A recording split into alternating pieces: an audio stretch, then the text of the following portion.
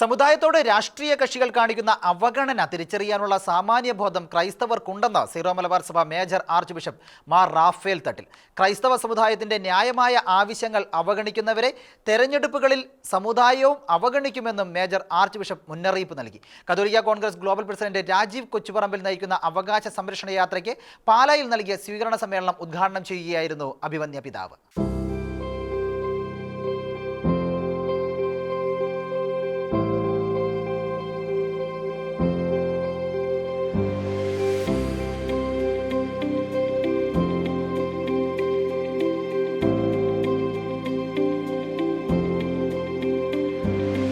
ക്രൈസ്തവ സമുദായത്തിന്റെ ന്യായമായ ആവശ്യങ്ങൾ അവഗണിക്കുന്നവരെ തിരഞ്ഞെടുപ്പിൽ സമുദായവും അവഗണിക്കുമെന്ന് Syro Malabar Sabha major archbishop Mar Raphael Thattil. സമുദായത്തെ അവഗണിക്കുന്നവർക്കെതിരെ തിരഞ്ഞെടുപ്പിൽ തിരിച്ചുകുത്താനും കത്തോലിക്ക സഭയ്ക്കറിയാം. സമുദായത്തോടും സമൂഹത്തോടും രാഷ്ട്രീയ കക്ഷികൾ കാണിക്കുന്ന അനീതി തിരിച്ചറിയാനും പ്രതികരിക്കാനും കത്തോലിക്ക സഭയ്ക്ക് അറിയാമെന്നും മാർ റാഫേൽ തട്ടിൽ പറഞ്ഞു. അവഗണനയ്ക്ക് മറുപടി നൽകാനുള്ള ജനാധിപത്യത്തിന്റെ ഏറ്റവും വലിയ പരീക്ഷണശാലയാണ് അടുത്തുവരുന്നത്. ഒരു രാഷ്ട്രീയ കക്ഷിക്കും വോട്ട് ചെയ്യണമെന്ന് പറഞ്ഞ് സമ്മർദ്ദം ചെലുത്തുന്ന പതിവ് സഭയ്ക്കില്ല.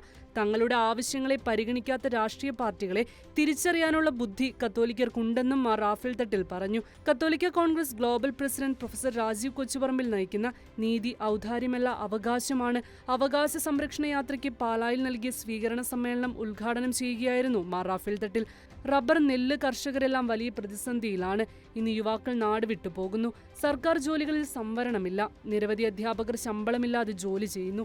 ഈ സ്ഥിതി തുടർന്നാൽ ക്രൈസ്തവർ വിവിധ മേഖലകളിൽ തുടച്ചു മാറ്റപ്പെടുമെന്നും അഭിമന്യ പിതാവ് ആശങ്ക പ്രകടിപ്പിച്ചു. അതിനാൽ രാഷ്ട്രീയമായി ബലപ്പെടേണ്ടിയിരിക്കുന്നുവെന്നും അഭിമന്യ പിതാവ് കൂട്ടിച്ചേർത്തു. ഈ യാത്രയുടെ നേതൃത്വം രാജീവ് ഏറ്റെടുക്കുമ്പോൾ സീറോ മലബാർ സഭയുടെ 50 ലക്ഷം ജനങ്ങൾ ഈ യാത്രയുടെ പിറകിലെ ഒറ്റക്കെട്ടായിട്ട് ഉണ്ട്. കത്തോലിക്ക സഭയുടെ തലസ്ഥാനം വത്തിക്കാനാണ്. കേരള കത്തോലിക്ക സഭയുടെ തലസ്ഥാനം പാലായാണ്. നമുക്കറിയാം, പാല ഏറ്റവും കൂടുതൽ കത്തോലിക്ക സാന്ദ്രതയുള്ള ഒരു സ്ഥലമാണ്. അൽഫോൻസമ്മയുടെ നാടാണ്, കുഞ്ഞച്ചൻ്റെ നാടാണ്. ഈ നാട്ടില് നിങ്ങളോടൊത്ത് ഈ ജാതിയെ സ്വീകരിക്കാൻ എനിക്ക് കഴിയുന്നതിൽ അതിയായ സന്തോഷമുണ്ട്. തിരുവനന്തപുരത്തേക്കാളും എനിക്ക് തോന്നുന്നു ഉചിതമായിട്ടുള്ള സ്ഥലം പാലയാണെന്നാണ്. ഞാൻ പറയാൻ ആഗ്രഹിക്കുന്ന ഒരു കാര്യമുണ്ട്. ഇവിടെ എല്ലാ രാഷ്ട്രീയ കക്ഷികളും പറയുന്നത് വികസിത കേരളത്തെക്കുറിച്ചാണ്. കേരളം ഒരുപാട് വികസിച്ചു, സാക്ഷരതയിലെ വലിയ മുന്നേറ്റം ഉണ്ടാക്കി, ജീവിത സാഹചര്യങ്ങളുടെ വളർച്ചയിലെ വലിയ മാറ്റം ഉണ്ടായിട്ടുണ്ട്. കേരളത്തിലെ സ്ഥിതികൾ ഭാരതത്തിലെ എല്ലാ സംസ്ഥാനങ്ങളിലും വെച്ച് ഏറ്റവും ഗുണമേന്മയുള്ളതാണെന്നുള്ള കാര്യം എല്ലാവരും സമ്മതിക്കും. പക്ഷെ ഈ ഗുണമേന്മ കേരള സംസ്ഥാനത്തിന് ഉണ്ടായത് ക്രൈസ്തവന്റെ കണ്ണുനീരും കഷ്ടപ്പാടുകളും കൊണ്ടാണ്. പള്ളിക്കൊരു പള്ളിക്കൂടമില്ലെങ്കിൽ ആ പള്ളിയിലെ കത്തനാരെ ശിക്ഷിക്കണമെന്ന് കൽപ്പന കൊടുത്ത ചാവറയച്ചന്റെ ചങ്കൂറ്റം ഞാൻ കാണുകയാണ്. ഇന്ന് നമുക്ക് ഒരുപാട് പള്ളിക്കൂടങ്ങളുണ്ട്. ഒരു ഗവൺമെന്റും പള്ളിക്കൂടങ്ങൾ സ്ഥാപിക്കാത്തൊരു കാലത്ത് പള്ളിക്കൂടങ്ങളിലൂടെ സാക്ഷരത ഈ നാടിന് സംഭാവന ചെയ്ത് സമ്മാനിച്ച ഒരു സമുദായമാണിത്. ഇന്ന് നമ്മുടെ സ്കൂളുകളിൽ അധ്യാപകർക്ക് ഗവൺമെന്റ് ശമ്പളം കൊടുക്കുന്നൊക്കെ ശരിയാണ്. നമുക്ക് സ്കൂളുകൾ കൂടുതലുള്ളത് കൊണ്ട് ശമ്പളം നമുക്ക് കൂടുതൽ കിട്ടുന്നുണ്ടെന്നുള്ള ഒരു പരാതിയൊക്കെ ഉണ്ട്. പക്ഷേ പിടിയരി പിടിച്ചും പട്ടിണി കിടന്നും ഞങ്ങൾ പടുത്തുയർത്തിയിട്ടുള്ള സ്കൂളുകൾ. ഞാൻ ചരിത്രത്തിൻ്റെ പിന്നാമ്പറങ്ങളിലേക്ക് പോകുന്നില്ല. സ്കൂളുകളെ പിടിച്ചെടുക്കാൻ പരിശ്രമിച്ച ആദ്യത്തെ കമ്മ്യൂണിസ്റ്റ് ഗവൺമെന്റ് തലകുത്തി വീണത് ഈ ജനത്തിന്റെ കണ്ണുനീരിലാണ്. നിങ്ങൾക്കറിയാം, അതിന് വിമോചന സമരം എന്നാണ് നമ്മൾ പറയുന്നത്. ഇവിടെ കത്തോലിക്കര് മാന്യരാണ്, ക്രൈസ്തവര് മാന്യതയുള്ളതാണ്, ഞങ്ങൾക്ക് സംസ്കാരമുണ്ട്, ഞങ്ങൾ വഴക്കു കൂടാൻ വരുന്നവരല്ല. പക്ഷെ ഞങ്ങൾക്ക് അർഹിക്കുന്ന അവകാശങ്ങള് മറ്റുള്ളവർക്ക് കൊടുത്തിട്ടും ഞങ്ങളെ പരിഗണിക്കാൻ സന്മനസ് കാണിക്കാത്ത രാഷ്ട്രീയ കക്ഷികളെ തിരിച്ചറിയാനുള്ള ബുദ്ധിയൊക്കെ ഞങ്ങൾക്കുണ്ട്. അത് കാണിക്കേണ്ട ജനാധിപത്യത്തിന്റെ ഏറ്റവും വലിയ പരീക്ഷണശാലയിലേക്ക് നമ്മൾ അടുക്കുകയാണ്. നമ്മുടെ ജനങ്ങളോട് ഒരു രാഷ്ട്രീയ കക്ഷിക്ക് വോട്ട് ചെയ്യാൻ നമ്മൾ പറഞ്ഞ് ഒരിക്കലും ഒരു സംവിധാനമോ ഒരു സമ്മർദ്ദമോ ചെലുത്താറില്ല. പക്ഷേ സമൂഹത്തോടും സമുദായത്തോടും രാഷ്ട്രീയ കക്ഷികൾ കാണിക്കുന്ന അസാമാന്യമായിട്ടുള്ള അനീതി നിറഞ്ഞ അവഗണനയെ തിരിച്ചറിയാനും അതിനെ തിരിച്ചു കുത്താനുള്ള ബോധമൊക്കെ ഞങ്ങൾക്കുണ്ട്. അപ്പം അതുകൊണ്ട് തന്നെ ഗവൺമെൻറ്റുകളോട് എനിക്ക് പറയാനുള്ളത്, ഞങ്ങൾ പ്രത്യേകിച്ച് ഒരു കക്ഷി രാഷ്ട്രീയത്തിൽ ഇടപെട്ട് കുഴപ്പമുണ്ടാക്കാൻ ആഗ്രഹിക്കുന്നില്ല. പക്ഷെ ഞങ്ങളെപ്പോലുള്ള മറ്റു സമുദായങ്ങൾക്ക് കൊടുത്തു കഴിഞ്ഞ കാര്യങ്ങൾ ഞങ്ങൾക്ക് നിഷേധിക്കുമ്പോൾ ഞങ്ങൾ കഴിവില്ലാത്തത് കൊണ്ടും പിടിച്ചു വാങ്ങാൻ കപ്പാസിറ്റി ഇല്ലാത്തത് കൊണ്ടാണെന്നൊക്കെ നിങ്ങൾ ധരിക്കുന്നുണ്ടെങ്കിൽ തെറ്റിപ്പോയി. അതൊക്കെ തിരുത്താനായിട്ട് നിങ്ങൾ സന്മനസ് കാണിക്കണം. രാജീവ് കാസർഗോഡ് നിന്ന് തിരുവനന്തപുരം യാത്ര ചെയ്യുകയാണ്. ഈ പോകുന്ന വഴികളിലൊക്കെ ധാരാളം മനുഷ്യർ കൂടുന്നുണ്ട്. ഇപ്പൊ പാലായിൽ കൂടിയതുപോലെ കൂടുന്നുണ്ട്. ഇത് വലിയൊരു ബോധവൽക്കരണമാണ്. ഈ ബോധവൽക്കരണം ഒരു തിരിച്ചറിവായിട്ട് പ്രകടിപ്പിക്കാനുള്ള അവസരങ്ങൾ പടിവാതിക്കൊക്കെ എടുക്കുകയാണ്. പഞ്ചായത്ത് ഇലക്ഷൻസ് വരികയാണ്, അത് കഴിഞ്ഞാൽ നിയമസഭാ ഇലക്ഷൻ വരികയാണ്. ഒരു കക്ഷിയും ഞങ്ങളെ പരിഗണിക്കുന്നില്ലെങ്കിൽ, ഞങ്ങളെ പരിഗണിക്കാൻ നിങ്ങൾ സന്മനസ് കാണിക്കുന്നില്ല. ഞങ്ങൾ അനാവശ്യങ്ങളോ അന്യായങ്ങളോ ഒന്നുമല്ല ചോദിക്കുന്നത്. മറ്റു സമുദായങ്ങൾക്ക് കൊടുക്കുന്നത് ധാരാളം പിന്നോക്കമായിട്ട് കിടക്കുന്ന ധാരാളം ആളുകളുള്ള ഒരു സമുദായമാണ് നമ്മുടേത്. നമ്മുടെ കർഷകന് അവൻ നട്ടെല്ല് നുറുങ്ങി പണിയെടുത്തിട്ട് കാർഷിക വിഭവങ്ങൾ വിൽക്കാൻ ചെല്ലുമ്പോൾ അവന് വില കിട്ടുന്നില്ല. നിങ്ങൾ പാലക്കാരോട് റബ്ബറിന്റെ വിലയെക്കുറിച്ച് ഞാനിപ്പോൾ ഒന്നും പറയേണ്ട കാര്യമില്ല. റബ്ബർ പണ്ടൊരു കാലത്ത് നമുക്ക് ഒരു വലിയ നിധിയായിരുന്നു.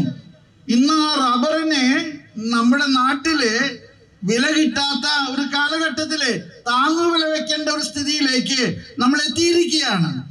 അതുപോലെ തന്നെ കേര കർഷകര്, നെല്ല് കർഷകര്, ഈ കേരളം ഭക്ഷണം കഴിച്ചിരുന്നത് കുട്ടനാട്ടിലെ കർഷകരുടെ നട്ടെല്ല് നുറുങ്ങിയിട്ടാണ്.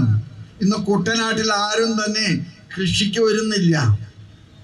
കൃഷി ചെയ്യുന്ന കർഷകന്റെ അവകാശങ്ങളെക്കാൾ കൃഷിയിടങ്ങളിൽ ജോലി ചെയ്യുന്ന കൂലിക്കാരുടെ അവകാശങ്ങൾ വാങ്ങിക്കൊടുത്തപ്പോ കർഷകൻ ജോലി ചെയ്താലും അവന് വരുമാനമില്ലാത്ത വിധത്തില് അവനെ സമ്മർദ്ദപ്പെടുത്തുന്ന നിലപാടുകളൊക്കെ ഈ നാട്ടില് നടക്കുന്നുണ്ട്. ഞാൻ അതുകൊണ്ട് പറയാൻ ആഗ്രഹിക്കുകയാണ്, കേരളത്തിന്റെ വികസനത്തില് സമുദായത്തിന്റെ സംഭാവനകള് നിങ്ങൾ ആരും അംഗീകരിച്ചില്ലെങ്കിലും കേരള ചരിത്രം നിഷ്പക്ഷമായിട്ട് എഴുതുന്നവര് അത് മറക്കില്ലെന്ന്. സാക്ഷരതയിലെ, ആരോഗ്യ മേഖലയിലെ, സാമൂഹികമായിട്ടുള്ള പ്രതിസന്ധികളുടെ നടുവിലെ സാമൂഹ്യ ഔത്സുക്യത്തോടുകൂടെ ഇടപെട്ട ഒരു സമുദായം. ഞാൻ ചിലപ്പോഴൊക്കെ വിചാരിക്കാറുണ്ട്, ഈ പഠിക്കാൻ കഴിവില്ലാത്ത കുഞ്ഞുങ്ങളെ അനാഥാലയങ്ങളിൽ നിർത്തി പഠിപ്പിക്കണമെന്ന്. അനാഥാലയങ്ങളെ വാക്കിന്ന് നമ്മൾ ഒരിക്കലും ഉപയോഗിക്കാൻ ഉദ്ദേശിക്കുന്നില്ല. പക്ഷേ അങ്ങനെയുള്ള, അതുപോലെ വൃദ്ധമന്ദിരങ്ങള്, അതുപോലെ വികലാംഗർക്ക് വേണ്ട സംവിധാനങ്ങള്, അൾത്താരയിലെ കൈകൂപ്പി നിൽക്കുന്ന ഇതേ സമുദായ അംഗങ്ങള് പാവപ്പെട്ടവന്റെ കണ്ണുനീരിന്റെ മുൻപിലും കൈകൂപ്പി നിൽക്കുന്ന ഒരു ആധ്യാത്മികതയാണ് സുറിയാനി കത്തോലിക്കിൻ്റെത്. പള്ളിക്കകത്തുള്ള ആധ്യാത്മികത ഞാൻ ഇപ്പോഴും ഓർക്കുന്നുണ്ട്. പള്ളിക്ക് പുറത്തും കാണിക്കാൻ നമ്മളെ പഠിപ്പിച്ചത് നമ്മുടെ സമുദായമാണ്.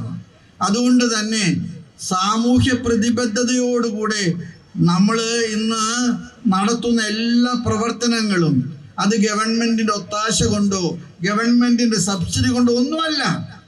പക്ഷെ എങ്കിൽ പോലും കർഷകന് ഇന്ന് ഈ നാട്ടില് നിൽക്കാൻ പറ്റാത്ത വിധത്തില് വിഭവങ്ങളുടെ വില കുറയുന്നത് കൊണ്ട് നാട് വിട്ട് ഈ നാട്ടിൽ നിന്ന് പോകേണ്ട ഗതികേടിലേക്ക് ഈ സമുദായം എത്തിക്കൊണ്ടിരിക്കുക.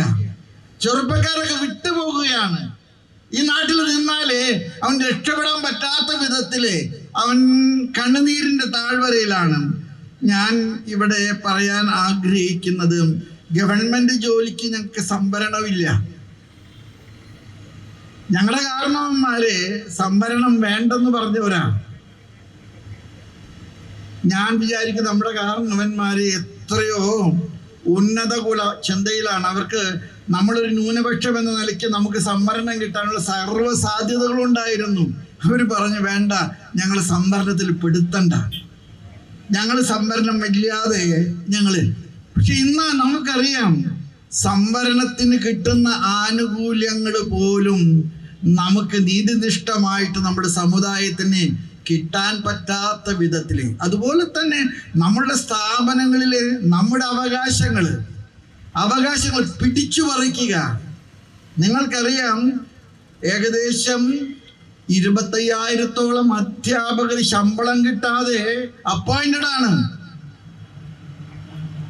ഈ അപ്പോയിന്റഡ് ആയിട്ടുള്ള എല്ലാവരും ക്വാളിഫൈഡ് ആണ്. മറ്റു പല സമുദായങ്ങൾക്കും അവർക്ക് ശമ്പളമൊക്കെ അനുവദിച്ചു. പക്ഷേ കത്തോലിക്കന്റെ സ്കൂളുകളിൽ അപ്പോയിന്റഡ് ആയിട്ടുള്ള ആളുകൾക്കൊന്നും തന്നെ ശമ്പളം കൊടുക്കാതെ മാറ്റി നിർത്തുക. ഈ അനീതിയൊക്കെ മനസ്സിലാക്കുമ്പോൾ ഞങ്ങൾക്ക് മനസ്സിലാകുന്ന ഒരു കാര്യമുണ്ട്. ഞങ്ങളും രണാങ്കണത്തിൽ ഇറങ്ങിയില്ലെങ്കിൽ ഞങ്ങളുടെ സമുദായം നാളെ ഈ നാട്ടിൽ നിന്ന് തുടച്ച് മാറ്റപ്പെടും. അതുകൊണ്ട് നമ്മൾ രാഷ്ട്രീയമായിട്ട് ബലപ്പെടേണ്ടിയിരിക്കുന്നു. ഒരു രാഷ്ട്രീയ കക്ഷി രൂപീകരിക്കണം എന്നുള്ള അർത്ഥത്തിലല്ല ഞാനിത് പറയുന്നത്. എല്ലാ കക്ഷികളും വോട്ടെടുപ്പിന്റെ സമയത്ത് നമ്മളെ സമീപിച്ചിട്ട് പറയും, നിങ്ങളൊന്നും പേടിക്കണ്ട, നിങ്ങളുടെ കാര്യങ്ങളൊക്കെ ഞങ്ങൾ നോക്കിക്കൊള്ളാമെന്ന്. പക്ഷെ ഇലക്ഷൻ കഴിഞ്ഞ് ഭരണത്തിൽ വന്നു കഴിഞ്ഞാല് ഭരണപക്ഷവും പ്രതിപക്ഷവും നമ്മുടെ നേരെ മുഖം തിരിച്ച് നമ്മളെ അവഗണിക്കുന്നു. ഇതിനൊക്കെ നമുക്ക് ഒരു പ്രതിവിധി ഉണ്ടാക്കിയേ മതിയാകും. ഈ അടിസ്ഥാനപരമായിട്ടുള്ള ഇലക്ഷൻ പഞ്ചായത്ത് മുനിസിപ്പാലിറ്റി ഇലക്ഷനാണ്, വാർഡുകളിലൂടെയാണ്. അത് നമ്മൾ വിചാരിച്ചാല് കുറെ കാര്യങ്ങൾ നമുക്ക് ചെയ്യാൻ സാധിക്കുമെന്നാണ് എനിക്ക് തോന്നുന്നത്. കത്തോലിക്ക കോൺഗ്രസിനോടൊക്കെ എനിക്ക് പറയാനുള്ളത്, ആ നിലപാടില് നമുക്ക് എന്തെങ്കിലും ചെയ്യാൻ സാധിക്കുമോ എന്ന് നിങ്ങൾ വളരെ ദൂരക്കാഴ്ചയോടുകൂടെ മുൻകൂട്ടി ചിന്തിക്കണം. നമുക്കറിയാം, നമ്മൾ പാലായിൽ നിങ്ങൾ എടുത്തു നോക്കി, വാർഡുകളൊക്കെ എടുത്തു നോക്കിയാല് നമുക്ക് ജയിക്കാൻ പറ്റുന്ന സംവിധാനമുള്ള ഒരുപാട് വാർഡുകളൂടെ ഉണ്ട്. അത് രാഷ്ട്രീയക്കാരൻ്റെ കൊടി പിടിച്ച് നമ്മൾ അവൻ്റെ കൂടെ നിൽക്കുന്നത് കൊണ്ട് ജയിച്ചു കഴിഞ്ഞാൽ അവൻ പാർട്ടി പറയുന്ന അവൻ അനുസരിക്കാനുള്ള ഗതികേടിലേക്ക് നമ്മുടെ ആളുകൾ വരികയാണ്. അതുകൊണ്ട് ഞാൻ അവസാനിപ്പിക്കുമ്പോൾ ഒറ്റ കാര്യം മാത്രമേ പറയാൻ ആഗ്രഹിക്കുന്നുള്ളൂ. കുഞ്ഞുണ്ണി മാഷിനെ കുറിച്ച് നിങ്ങൾ കേട്ടിട്ടുണ്ട്. തൃശ്ശൂരിലെ വലിയൊരു കവിയാണ്. ആ കവി തൃശ്ശൂരിലെ കത്തോലിക്കരെ കുറിച്ച് എഴുതിയ ഒരു കവിതയാണ്. പക്ഷെ ആ കവിത പാലായിൽ വരുമ്പോൾ ഞാൻ പറയാം, നമ്മുടെ സമുദായത്തെക്കുറിച്ച് എഴുതിയൊരു കവിതയാണെന്നാണ് എനിക്ക് തോന്നുന്നത്. കുഞ്ഞുണ്ണി മാഷിനെ ഞാൻ നേരിട്ട് കണ്ടപ്പോൾ ഞാൻ ചോദിച്ചു, മാഷ് നല്ല ഈണത്തിൽ പാടാവുന്ന വരികളിലാണല്ലോ മാഷ് എഴുതിയിരിക്കുന്നത്. അപ്പം എന്നോട് മാഷ് പറഞ്ഞു, ഞാൻ ക്രിസ്ത്യാനികളുടെ ഒരു വലിയ ഇഷ്ടക്കാരനാണ്. ക്രിസ്ത്യാനികളുടെ സ്ഥിതിയെക്കുറിച്ചിട്ട് എൻ്റെ മനസ്സിൽ തോന്നിയ ചില ചിന്തകളാണ് ഞാൻ ആ കവിതയിൽ എഴുതിയിരിക്കുന്നത്.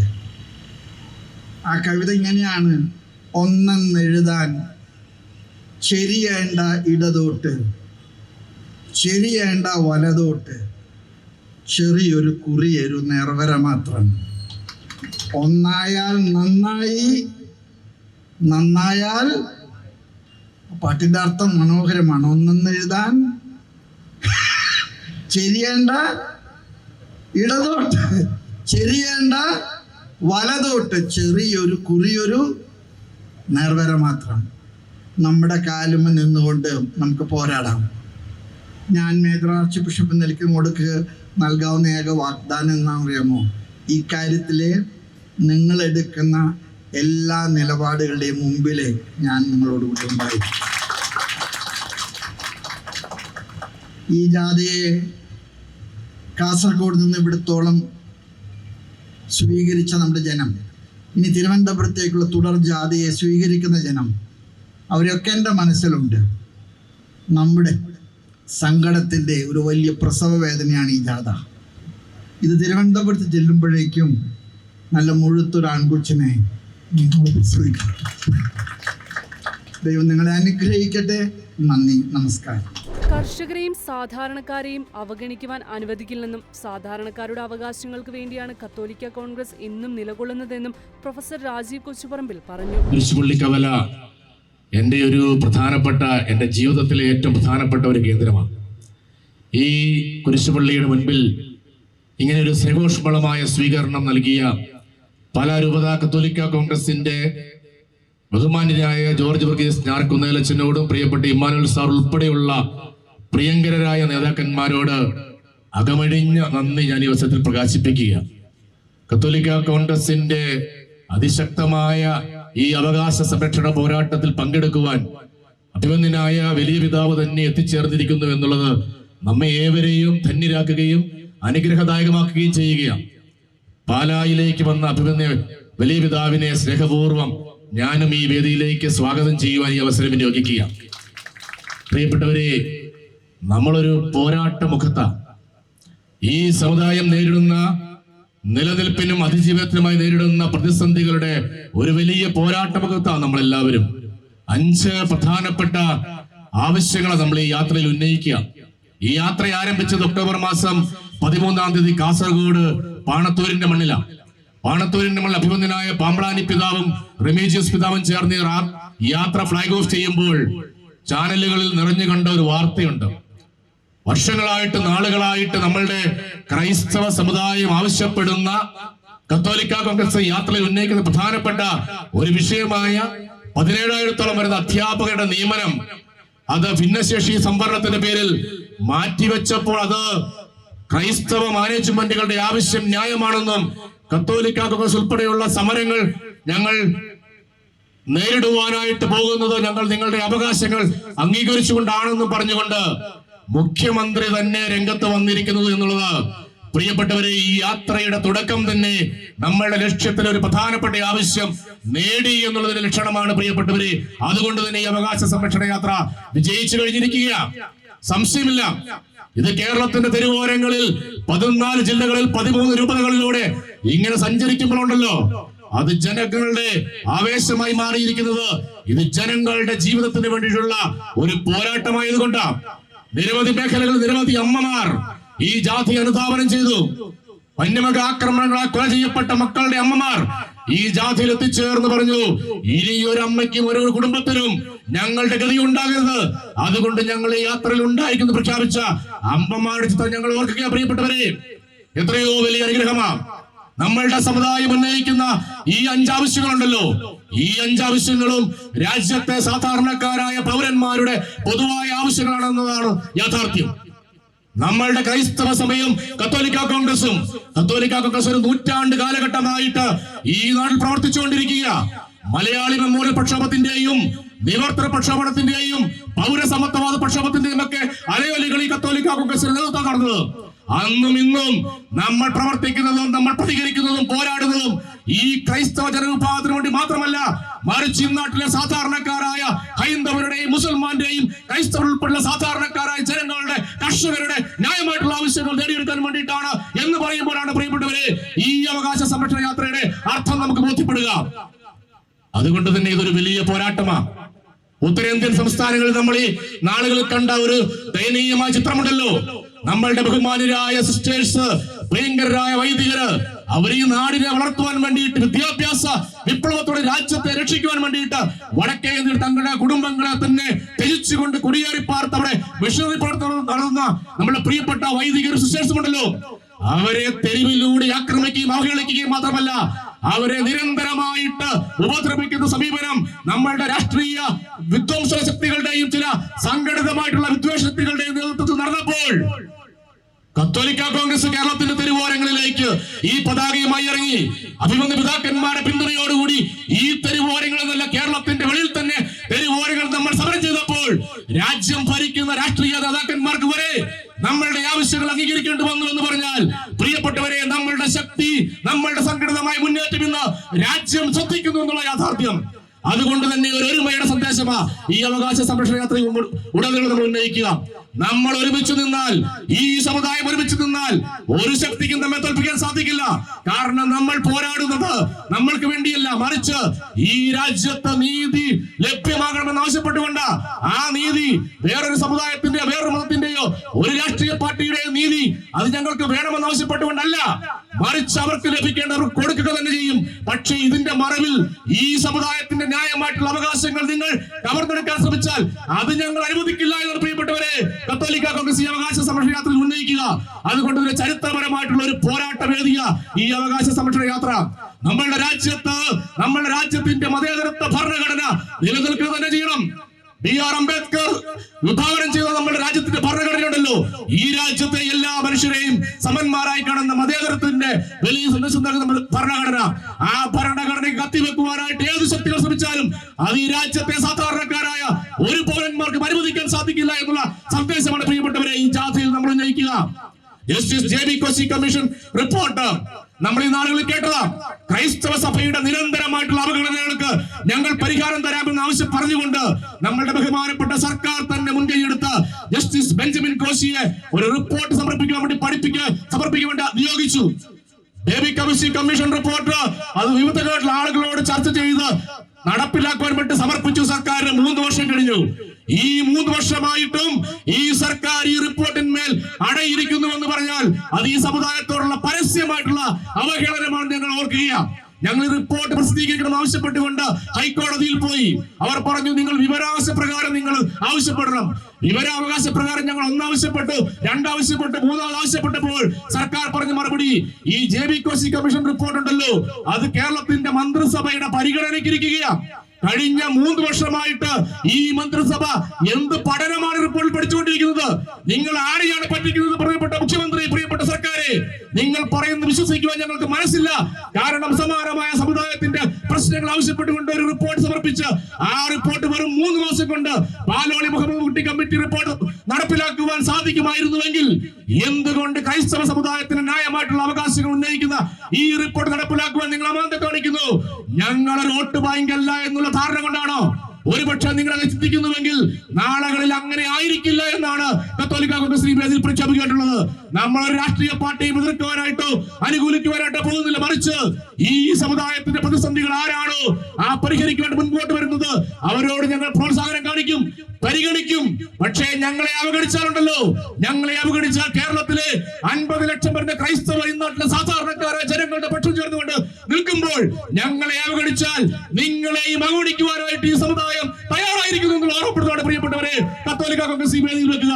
അതുകൊണ്ട് തന്നെ ഈ സമുദായത്തിനെ നിങ്ങളെങ്ങനെ ഓല കാണിച്ച് മുമ്പോട്ട് കൊണ്ടുപോകാൻ വ്യാമോഹിക്കണ്ട. ഞങ്ങളുടെ ആവശ്യങ്ങൾ ഞങ്ങൾക്കറിയാം.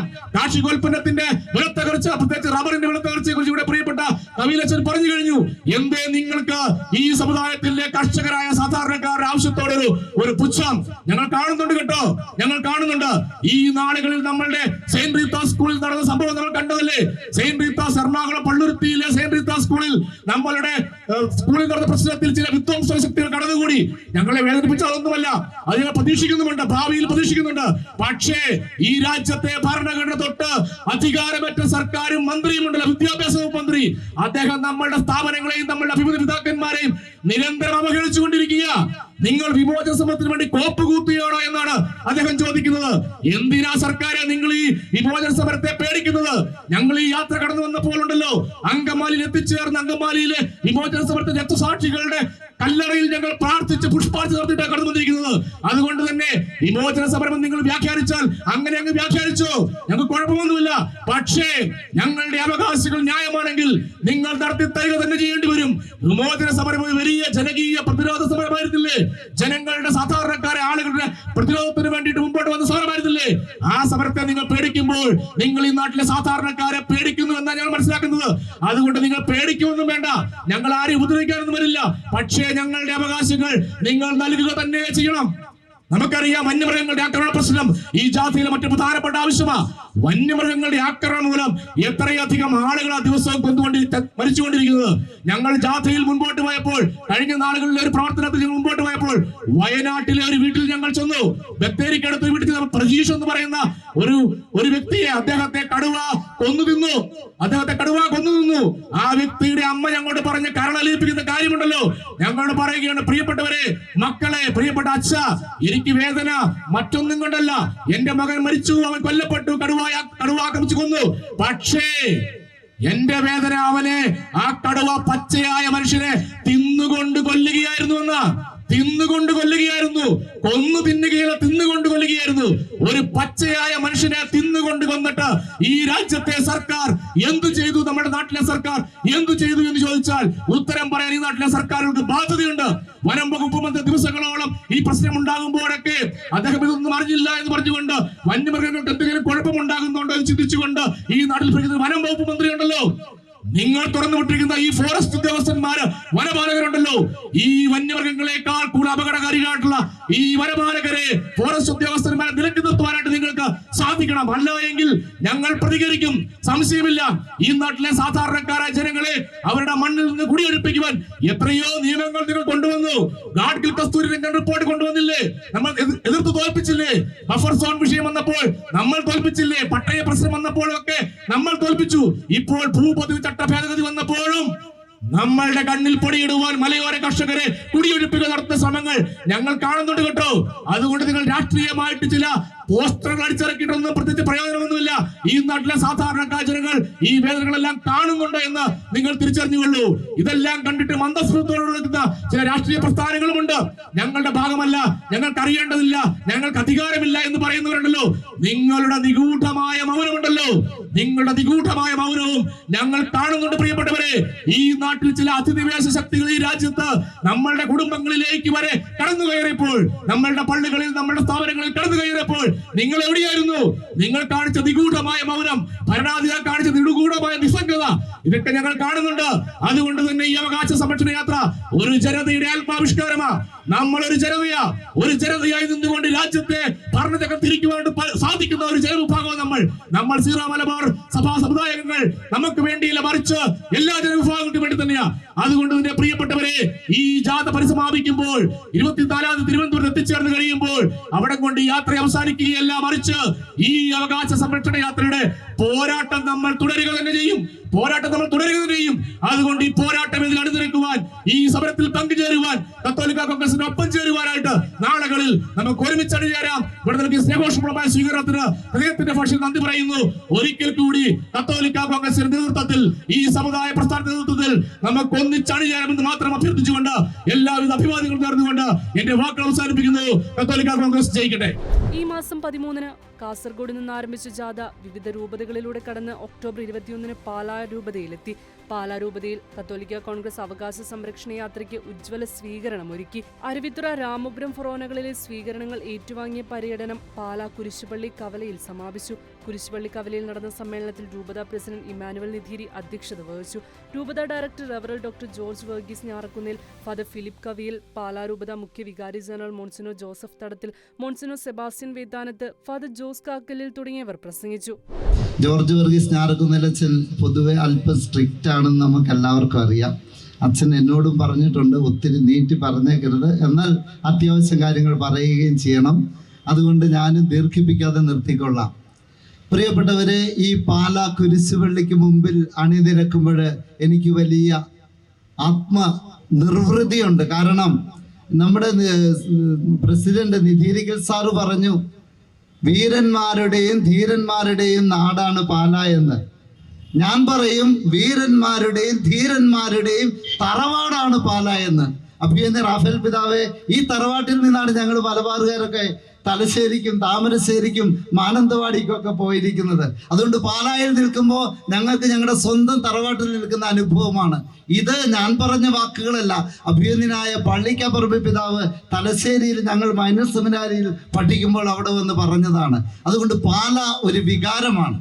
പാല ക്രൈസ്തവരുടെ മാത്രം വികാരമല്ല പ്രിയപ്പെട്ടവരെ.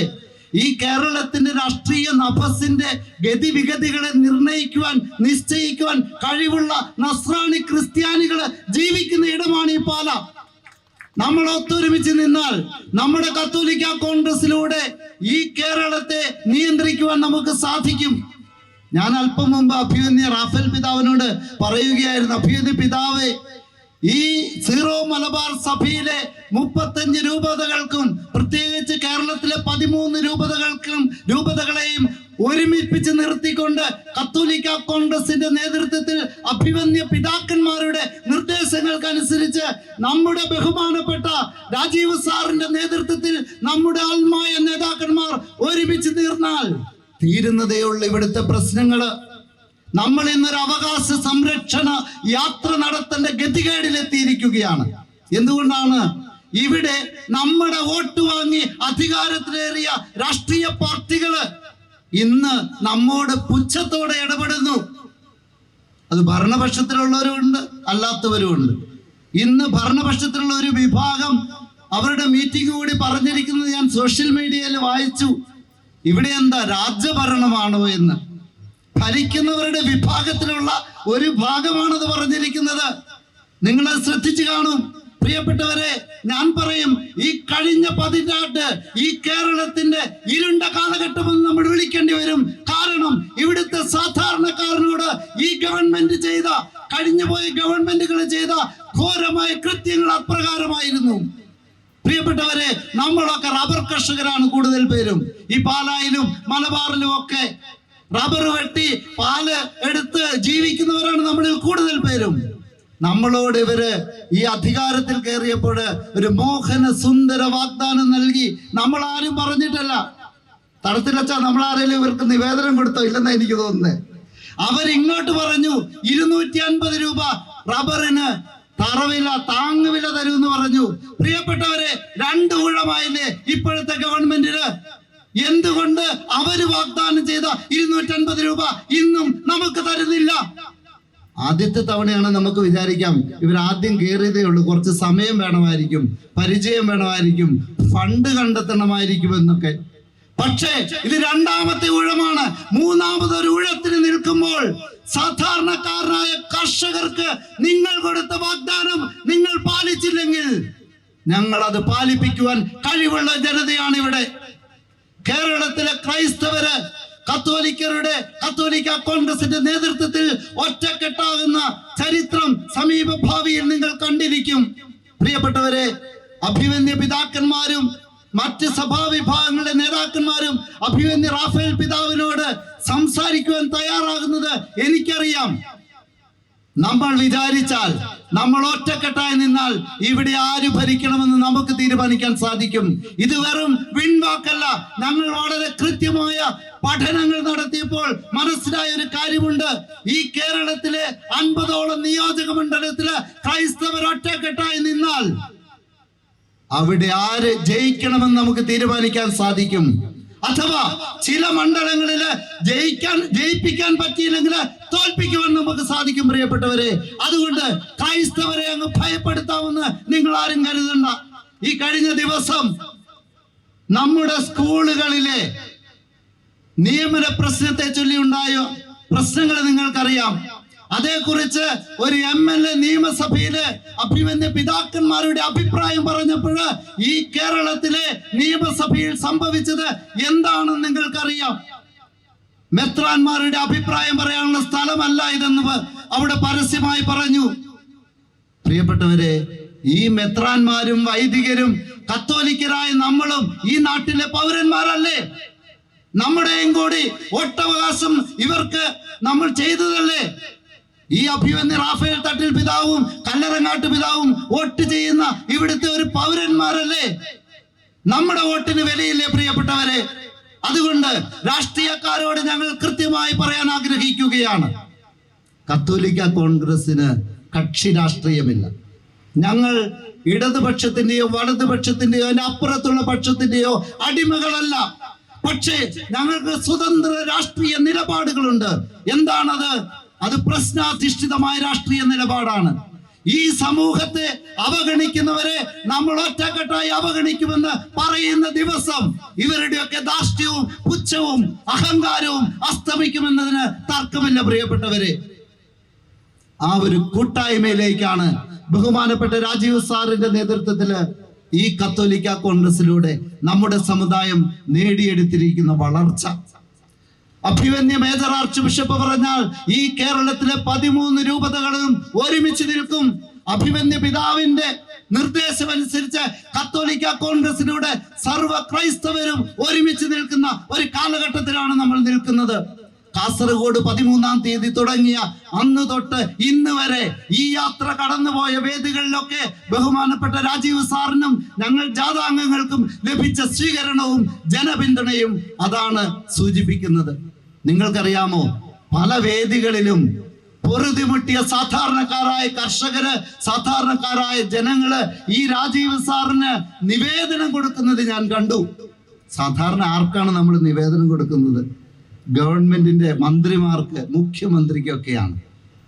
പക്ഷേ ഈ ഗവൺമെന്റിനോട് പറഞ്ഞിട്ട് ഉപകാരമില്ല എന്ന് സാധാരണക്കാർക്ക് തോന്നിയത് കൊണ്ട് അവര് കത്തോലിക്ക കോൺഗ്രസിനെ സമീപിച്ചു തുടങ്ങിയിരിക്കുകയാണ്. പ്രിയപ്പെട്ടവരെ, ഞാൻ ദീർഘിപ്പിക്കുന്നില്ല. നമുക്ക് ഈ കേരളത്തിന്റെ ഗതിവിധികളെ നിയന്ത്രിക്കണമെങ്കിൽ ആദ്യമേ വേണ്ടത് നമ്മൾ ഒരുമിച്ച് നിൽക്കണം. നമ്മുടെ കൂട്ടായ്മ ശക്തിപ്പെടുത്തണം.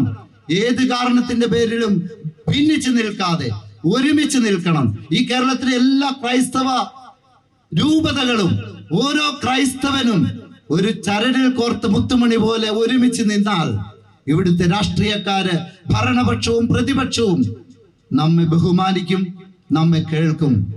അങ്ങനെ ഒരു നല്ല കാലത്തേക്ക് കത്തോലിക്ക കോൺഗ്രസ് നമ്മെ വളർത്തട്ടെ എന്ന് ആഹ്വാനം ചെയ്തുകൊണ്ട് ഞാൻ നിർത്തുന്നു. ജയ് കത്തോലിക്ക കോൺഗ്രസ്. ഷിക്കനാനൂസ്, കോട്ടയം.